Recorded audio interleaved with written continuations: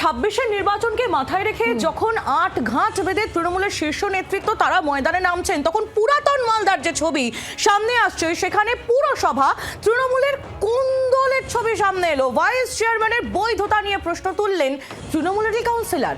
নতুন পুর আইন না মেনে ভাইস চেয়ারম্যানের নিয়োগ হয়েছে বলে অভিযোগ করছেন তৃণমূল কাউন্সিলর, যা নিয়ে ইতিমধ্যেই তৃণমূলের কোন্দল একেবারে প্রকাশ্যে।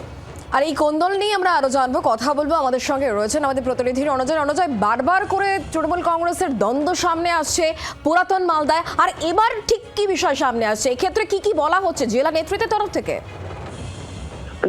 পুরো বিষয়টি নিয়ে জেলা নেতৃত্ব বেশ অস্বস্তিতে রয়েছে এবং এই যে বিতর্ক, পুরাতন মালদা পৌরসভার যে পৌর কাউন্সিলর রয়েছেন তাদের মধ্যেই কিন্তু মতবিরোধ তৈরি হয়েছে এবং ইতিমধ্যেই আমরা জানি যে এই পুরাতন মালদা পৌরসভার যিনি পৌরপতি ছিলেন কার্তিক ঘোষ, তাকে পদত্যাগ করতে বাধ্য করা হয়েছে, এমনটাই বলা হচ্ছে এবং রাজ্য নেতৃত্বের নির্দেশেই তাকে পদত্যাগ করতে হয়েছে।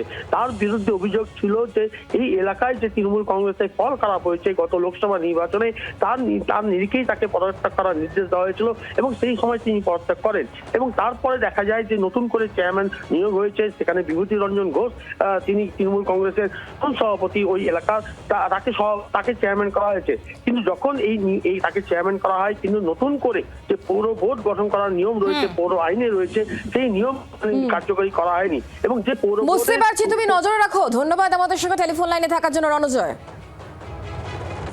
শক্তি বৃদ্ধি করছে যে ভাষাটা বলা হচ্ছে, শক্তি বৃদ্ধির, সাংগঠনিক শক্তি বৃদ্ধির একটা পারফরম্যান্স আছে, তার মধ্যে কিন্তু মিল আসে না।